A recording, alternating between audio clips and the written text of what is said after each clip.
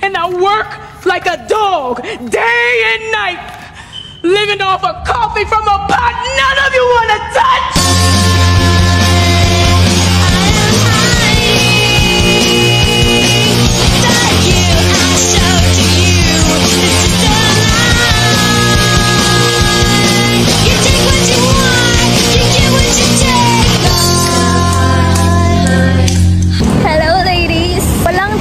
Like, ang haba-haba ng pila, and usually, doon sa pinipilahan ko, kaya ako lang mag-isa. Pero ngayon, since may jeepney phase out, ang daming nakapila. But like, sobrang tagal dumating ng tricycle. Kaya ito, lakad ako sa habaan ng Heritage Park. Naghintay na talaga ako na may maunang maglakad. Kasi nakakatakot din dito, guys. Mamaya makablot ako. Oh my God! Kaya yan sila, ate. Pag sumigaw ako, diba, maririnig nila ako, makakalapit sila agad sa akin. Kaya gusto ko rin talaga maglakad dito. Tumadaan ako dito, lagi kong inisip na masarap siguro maglakad dito pag gabi. Tsaka para na rin ma-burn yung calories na kinain ko kanina. In-order ko kasi caramel macchiato kasi gusto kong matry yun. Pero sobrang tamis niya. I feel like lahat ng pagkain, ng drinks sa Dunkin' Donut is like 70% or like 80% sugar. Like, yung normal na macchiato, dinadagdagan nila ng 80% sugar. Lahat talaga sobrang tamis. Kaya, this is probably good for me para ma-burn ko yung sugar. I don't even know kung nagpapalpitate yung puso ko dahil sa caffeine or it's like the high doses of sugar that I'm eating from the donut and from the caramel macchiato. Actually, buling nga di mainit eh. Kasi, kung mainit girl, hindi talaga maglalakad. Pero I think malalakad pa rin ako kasi sobrang tagal ng trike doon. Kung naghintay pa ako ng ganong katagal. Mga nag-jogging din talaga dito lagi. I'm gonna listen Ariana Grande's track. Kasi kanina na nakikinig ako. Nag-study break ko kanina. So nakinig ako sa Eternal Sunshine. Yung dumaan nagla-jogging. Nag-gulat ako. Gusto kong kumanta ng malakas. But obviously I cannot. Kasi nasa loob tayo ng cafe. So I'm trying to find my AirPods na makinig ako habang naglalakad. I'm gonna put it in full volume kasi may ahapot na pala sa akin sa loob na hindi ko narinig. So we're just gonna put it on low volume. It's not that you was too shy. Your eyes look like my love, but you want me there. All I got is more. What I did, I want it. You're mine. Bye. Stop. I think it's raining. It was yung wala. Mukha akong tanga dito na nakatingin dito sa daanan pati sa paligid ko. The moment tonight. I think nasa kalahati pa lang tayo. Like 30%. This is very long, guys. Wow.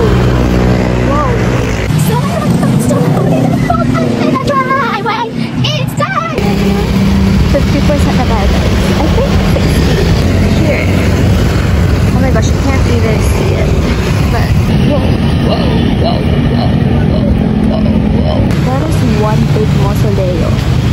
That's what I fucking want when I die, bitch. Give me a fucking palace. It's the day before the exam.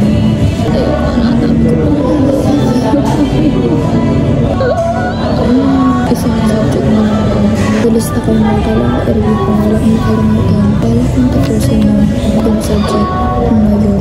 Tila ko about sa heart, problem sa heart, sa respiratory, hemolytic diseases, is mga fluid and electrolytes. Wala pa ako doon. This is so satisfying kasi it looks like I really reviewed, diba?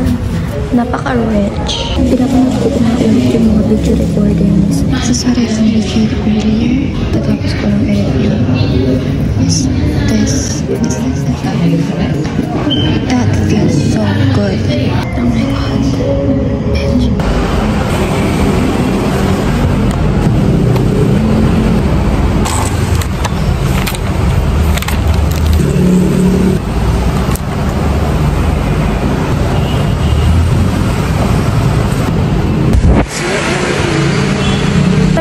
Dumating ngayon, kaya kailangan ko na itong tapusin kasi exam na namin sa Monday. Today is Friday pala, guys. Tinrin ko to. I was reviewing and I was like having trouble visualizing yung mga defects of the heart. Actually, itong heart na to, narito ko na siya like 2 times and then nag-try ako mag-practice questions. Oh my God. Half of the time, half of my answers were wrong. So, it's just a little bit of the update ngayon. Nakakaloko. And oh my gosh, nakalimutan ko sabihin! I think sinabi ko ito kahapon. Nung Wednesday ko sinabi na kinabukasan is like exam na namin. Kinagabihan nun, active kami lang sa GC namin. Message them na, guys, alam niyo ba yung mga pwedeng lumabas ngayong exams RLE? Like, may napagtanungan na ba kayo sa Set A? And sabi nila, ha? Hindi pa sila nag-exam. Ano ka naman? What do you mean? Hindi pa sila nag-exam? Bukas pa yung exam nila. Ako naman, ano bukas pa exam nila? Tayo yung exam bukas, diba? Like, we're Thursday to Saturday. Tapos sila diba Monday to Wednesday. And it turns out, Thursday to Saturday sila and kami, Monday to Wednesday. Imagine kung hindi ko tinanong yun. Thursday, nandun ako sa school, like, wondering why everyone is not there.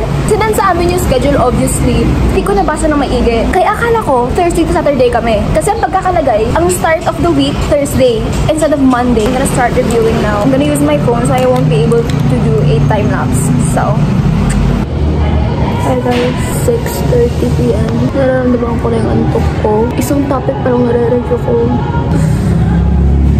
I have to finish this. My goal for today is to finish 3 topics. Tapos ko na yung sa toddlers. Ganda dito, 5 subtopics. Nagawa ko is, recorded lecture is like piniplay ko. Tapos sinusundan ko lang yun habang binabasa ko yung notes ko. Diligan ko lang to. Wala mapasok sa utak ko. Lalo na ngayon, sabaw ako.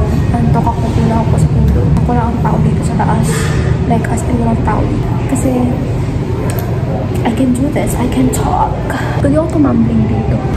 Ay, may akyat na rinig ko. Sana hindi ito magagana ng mga ito yung mga medications. Ayan yung kahapon. Ayan yung konti. It's so hot in here, but I kind of wanted some sun kasi medyo malamig sa loob. Kanina pa ako dito, guys. I don't even know what time it is. Like, 5:30 na pala. Loob ako nakapwesto. I just went out for a bit dahil, oh my gosh, girl. Naantok ako. Like, hindi ko alam kung pumapasok pa sa utak ko. Still have like, I think, 3 topics more to review, but realistically, I think I have 5 more topics to review. Practice questions ako sa quiz is, okay naman siya, but like, nakakalimutan talaga ako. So I need to review it again. I still have to review ibang topics sa finals. Finals daw na topics na nakasama. So, it's like another thing that I have to review. It's so sad. I'm just gonna chill here for a bit kasi nababaliw na ako. Ang sabaw ko talaga ngayon. But anyway, that's just a little bit of the update. Gusto niyo ba ng outfit check? Wait. Anyway, I'm gonna get back inside. That's it. I'll see you tomorrow.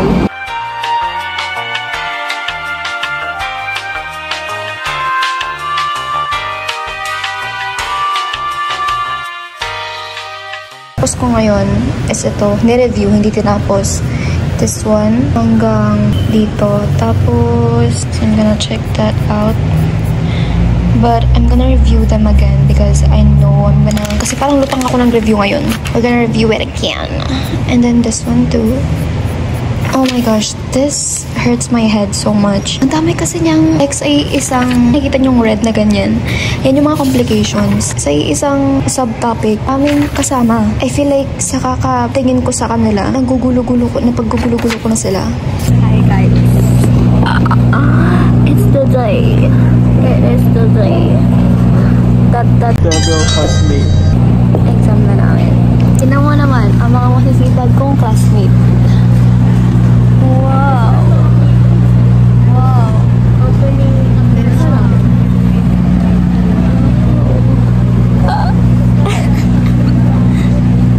Lo. Guys, no na. No. Maternal antibody titer. Ha? Maternal antibody titer. Coombs test. Indirect Coombs test. Ha? Paano mo? Sobrang ka na S. Ha? Sobrang ka na S. Papansin ka talaga. Ang i-examine daw po namin is TCWT, pati NCMA namin RLE. Sabi po ni Janica, huwag na daw kami mag-review sa TCWT. Kasi common sense na raw yun. Eh paano pag walang common sense? Siya yung nagsabi na ikaw nagsabi. Tignan mo. Sabi ni Zed. So, si Zed yung may kasalanan. Kapag kami na pumagsak sa TCWD, kasalanan mo yan, Cedric Ramos. Kasi wala kaming comments. 1 PM start ng exam namin. Mag-review kami ng grabehan. Like, yung tipong may himatay na kami sa sobrang kaka-review. Sabi ni Donna kanina, punta raw ako sa library. Sa dulo raw sila. Tapos tinanong ko sila kung may upuan ba. Tapos sabi niya wala naman palang upuan. So ko naman, ba't ka magyaya na mag-library? Eh wala naman pala kung upuan na pwede kong upuan. Tapos sabi niya, kumandong na lang daw ako sa kanya. Para. Eskandalosa. Feel ko. Kaya baka sabihin may galing. Ang ibig sabihin dyan, malaki yung spirit. Yung sabihin yung liver. Oo, kasi yung kaya nagkaka-jaundice kasi marami ng bilirubin. Yung bilirubin, sabihin yung liver. Wish me luck. This is us before the exam. After exam, umiiyak na. Humahagulgul na. We are back at it again. Hindi ko na kinaya. Nagpa-print na ako ng mga reviewers ko. This is what I finished kahapon. This is week 13, which is like last week namin ng online classes. But ngayon, binigay ulit si ma'am a recording for week 14. F2F siya, pero nabigay siya. So, I think, i-review ko na rin siya. Parang advance na rin ko na rin. Also, I feel like hindi ko masyadong na-review yung kahapon. Kasi usually ganito ako lagi kapag ka-Monday. Wala akong ganang mag-aral talaga. Like, as in. Kaya, I feel like I was just listening. I wasn't understanding it. Kalahati pa lang to because it's fucking expensive printing shit. Okay?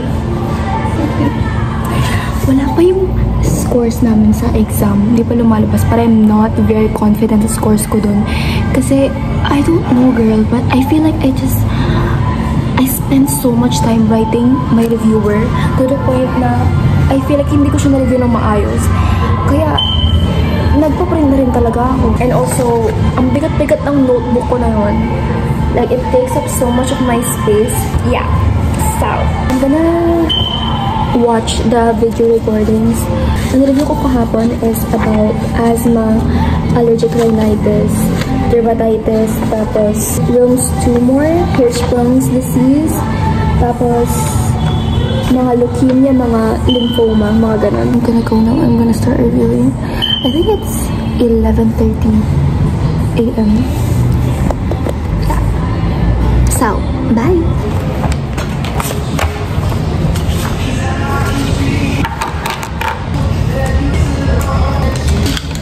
This is green tea. Because this is literally the only thing that's not fucking sweet.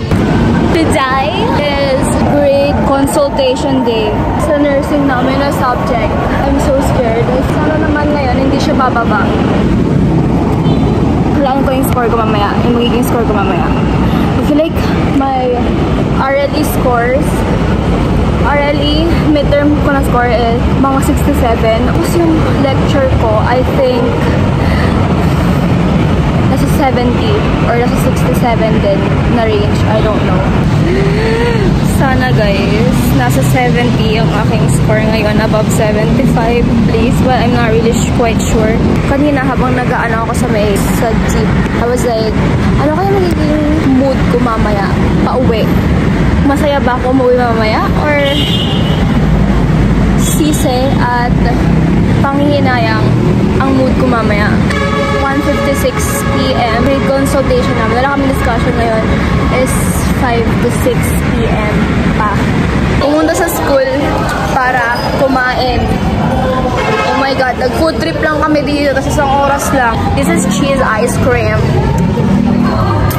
This is me before grade consultation.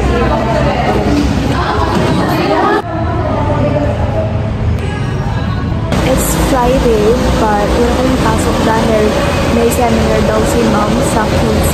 But tomorrow, may pasok kami sa kanya and also may dito na bukas. I have a quiz tomorrow, page 13 to 14. That's why I'm reviewing it right now. I'm so annoyed kasi di ako nagpa-upload. Di ako maka-practice questions. Oh my gosh, ito na pala.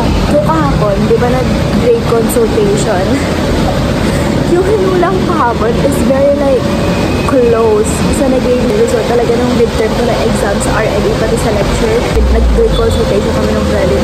Sabi niya, keep up ko lang daw or like, i-maintain ko lang daw yung grade. And girl, maintain ko lang talaga yung grade ko. I'm kind of like, a little bit disappointed kasi I thought my grades were gonna be a little bit higher. Kasi nga nag-review ako ng todo, diba? Exam kasi namin sa RLE is like, mga CI ang gumawa, like hindi yung mga proofs namin. Kaya may mga questions doon na parang hindi namin na-discuss. It's like, you know how it sounds like, dapat alam ko or something. And kasi yung iba sa topics doon is sa finals. It's just like midterms pa lang tayo, girl, but may finals na nakasama. So I realized how much I review. I still don't know a lot. It's very humbling and very annoying at the same time.